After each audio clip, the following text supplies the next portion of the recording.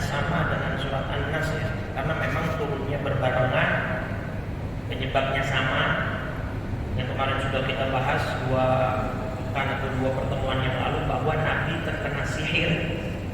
Kita sudah paparkan hadis sahihnya dalam Sahih Bukhari bahwa Nabi memang terkena sihir dan itu sama sekali tidak mengurangi kewibawaan beliau sebagai seorang nabi, karena yang terkena hanya dampak fisik saja, tidak sampai kepada dampak mental, tidak mengurangi kedudukan nabi sedikit pun. Dan ulama mayoritas menyatakan sihir itu adalah benar adanya.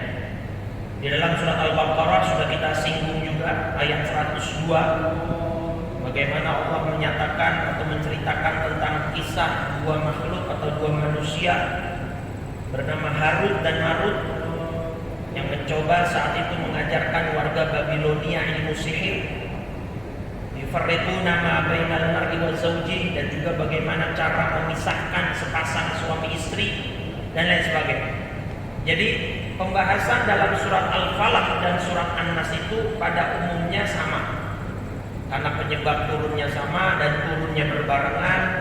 Tokoh dibalik peristiwa disihirnya Nabi sama, yaitu Labid ibn al-A'sam, seorang Yahudi yang memerintahkan salah satu pelayan Nabi untuk mengambil sisa-sisa rambut Nabi yang rontok dari sisir Nabi. Dan itu hadisnya sahih, sudah kita jelaskan, sudah kita bahas. Dan turunlah dua ayat ini kan, surat Al-Falaq dan surat An-Nas, untuk membantu Nabi terbebas dari jeratan sihir yang dalam sebagian pendapat atau riwayat Nabi terkena sihir dampaknya itu sampai sittata ashhur, sampai 6 bulan, tetapi parahnya hanya 3 malam ya.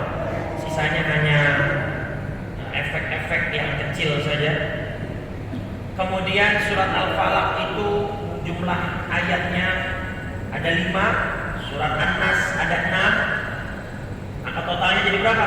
11. Dan ikatan pada buhul yang dikaitkan oleh tukang sihir yang diperintah oleh Labid ibn al-A'sam itu ada 11 ikatan. Kullama quri'at ayatun in hallat uqdatun, setiap dibaca satu ayat satu ikatan lepas, satu ayat satu ikatan lepas, sampai akhirnya 11 ayat itu Al-Falaq dan An-Nas jumlahnya 5 dan 6 menjadi 11. Bebaslah Nabi, gitu ya. Sudah kita bahas hadisnya, ini hanya kita flashback sebentar, hanya mengingat saja. Kemudian Nabi temukan buhulnya atau media yang berupa tunas pohon kurma yang dijadikan media untuk menyihir Nabi, ada di dalam sebuah sumur ya, nama sumurnya Zarwan. Kemudian Nabi lihat, tidak diambil oleh Nabi media sihir itu, tapi karena Nabi takut nanti sumur ini dimanfaatkan oleh orang banyak, sama Nabi diapain kemarin? Ditimbun. Sumurnya sama Nabi dimatikan, ditimbun agar tidak ada satupun orang yang terkena efeknya.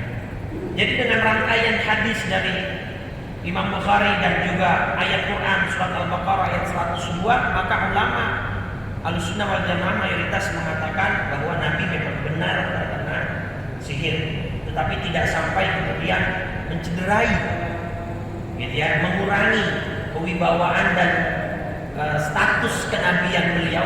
Masa ada yang bilang Nabi masa kena sihir, gak sakti dong? Nggak begitu.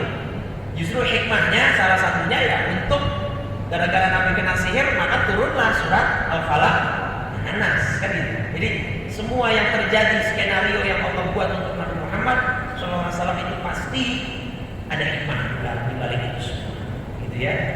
Oke, kita baca saja secara cepat karena nanti saya akan sedikit membahas di ayat ke-5, ayat terakhir, wa min syarri hasidin idza hasad. Saya ingin sedikit dalam berbicara tentang penyakit ain. Mungkin sebagian besar kita sudah pernah dengar ya, penyakit ain apa itu. Nanti akan sedikit kita ungkap fakta-fakta dan dalil-dalil